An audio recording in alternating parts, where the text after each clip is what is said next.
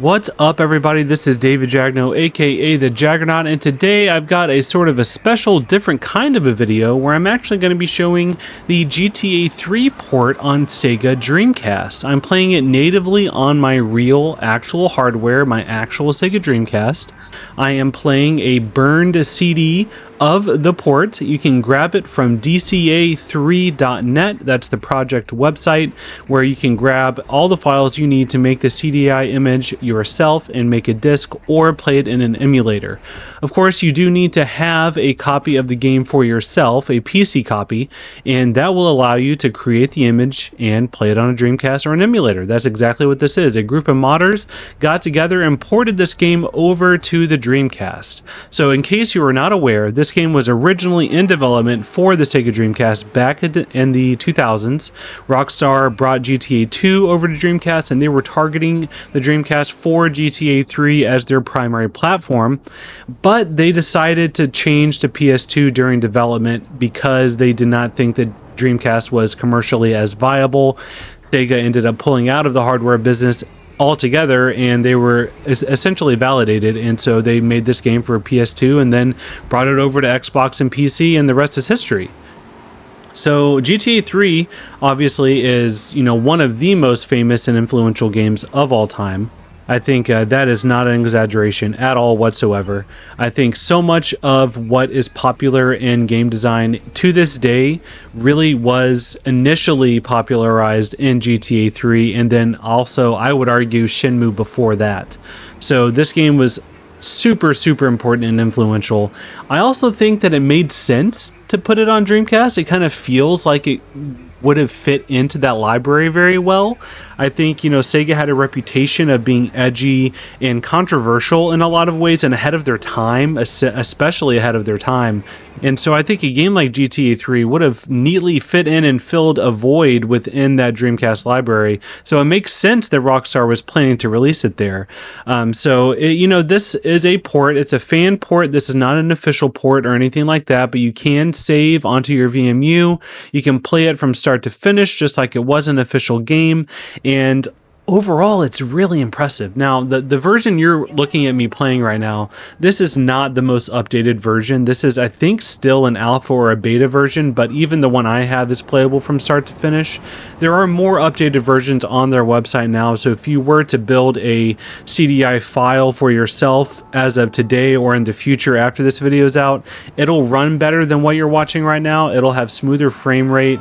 I think there will be more graphics options and settings. The draw distance and pop-in will be more optimized and better, but even considering all of that, I think it still plays and runs really well. You can just look at what I'm playing right now. There are no other games really like this on the Dreamcast. So I think a lot of people, developers from back in the day, and over the years, the stories became that this was an impossible port, that this game couldn't work on Dreamcast, and that just wasn't the case. Rockstar never cited technical issues as the reason why this game didn't come to Dreamcast. It was more commercial reasons. It's the whole game. It's fully playable. The one thing that I do kind of miss is I miss having that second analog stick for camera control. That was something that obviously the PS2 and Xbox and everything like that became such a core part of game design for 3D first-person games and third-person action-adventure games like this. The second analog stick is, crucial to just quality of life enjoyment. So that was, obviously something that the Dreamcast struggled with because it doesn't have the second analog stick. That's probably my biggest gripe with that controller.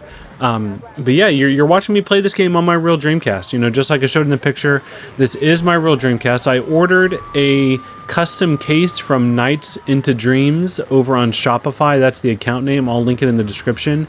You can order this game from them, and they do send you a case that looks incredibly authentic. It looks genuine and professional. You can even order a manual as well to include with your case. It comes with a disc that's pressed with the actual artwork that makes it look like a real legitimate product. I love having a case like that on my shelf so it looks uniform and it looks professional. But obviously you don't have to have that kind of stuff. So I think, the game it totally runs well. You know, like I was saying before, it feels good, it looks good, and you know, it's really exciting to have a game like this on Dreamcast because I feel like you know, it really does kind of fill a void in that library. The people that made this port are currently working on Vice City as well, which does have a beta candidate, which came out at the beginning of April in 2025. So just a little while ago, it has a, you know, fully playable version that you can check out. Some of those same modders are also ported Wipeout over to the Dreamcast. So, you know, that's a lot of really cool stuff is going on in the Dreamcast scene these days. And I really wanted to spotlight this. I'm still working on my Blue Stinger review for my next main review of going through the Dreamcast library in release order. I'll, you know, obviously link that stuff down in the description if you're curious about that project. I'm reviewing every Dreamcast game in order of release. So that will be my next one. Blue Stinger is my next full review. I'm giving it some time because I really want to do the game justice. I never played it before, so I'm wanting to really dig into it. And I just have had a lot of stuff going on, you know, personally and in work life, so I have not been able to get that out yet. But I wanted to get out just a quick video. You know, I recorded some gameplay. Thought I would talk over it, just kind of give some context and color to what's going on in the Dreamcast world. And yeah, and if you're still watching up to this point and listening, a quick little update for you. If you go over to Forbes, you know, Forbes.com, I am now a contributor in their gaming section. My two areas of focus are MMOs and retro gaming, so you can check out a lot of my work over there now going forward for my impressions and reviews of retro and MMO games. I've got a review of some cool stuff coming out soon. Playing, you know, modern retro stuff as well as old retro stuff. It's a good time. But yeah, if you want to check out GTA 3 on Dreamcast, all the info and details are down in the description. Like I said, it's DCA3 is the name of the project. So you can, you know, hop onto that and make a CDI file for yourself. And you can check it out right there on your Dreamcast, just like I'm doing. I'm playing with my Retro Fighters a wireless DC controller. Retro Fighters is a company that makes modern controllers for retro systems. A lot of them are wireless, some are wired. They have new controllers for Dreamcast, like I'm using, as well as the original Xbox, GameCube. I have a wireless PS2 controller that's phenomenal. An N64 wireless controller. I mean, they make all kinds of great stuff, so highly recommend checking them out. I'll put a link down in the video as well. Not sponsored, but I would love to be, so if you're listening to this and you work at Retro Fighters, let them know I would love to be sponsored, even though I'm not. Just a big fan of their work, and they continue to put out great products.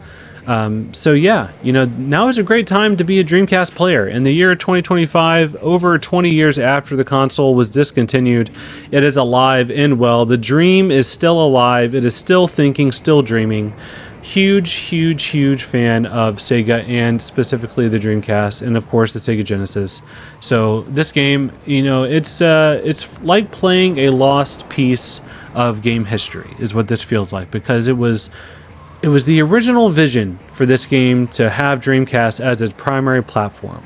I don't think that would have saved the Dreamcast. I don't think it would have made enough of an impact to move the needle and keep the Dreamcast alive, because I think the Dreamcast failed for a wide variety of reasons, in least of which of those reasons were the actual console and its library. I don't think those were really significant factors in the Dreamcast's, you know, early demise in its life cycle. I think it was mostly, you know, dead on arrival. It was its fate was sealed before it ever released, just because of all of the things that had happened with the 32X and the Saturn in America and a whole litany of reasons. I don't think GTA 3 would have saved the Dreamcast, but it would have been cool to have it there back in the days. But, you know, next best thing is there now. You know, fans are making it a reality. And so if you want to check this out, highly recommend it. It is a very well done, professional quality port. And it's even better than what you're watching right now, actually, because the footage that I'm showing is an outdated build, like I said. So yeah, if you enjoy the Sega Dreamcast, if you enjoy Sega games, if you enjoy retro games, hit that subscribe button. Let me know down in the comments what other retro games you would love to see me review and check out here on the channel. And I will be back with more amazing Dreamcast games and amazing retro games very, very soon. Thank you very much for watching. Drop a comment down below if you watched the entire thing, and let me know what you think of GTA 3 on the Sega Dreamcast.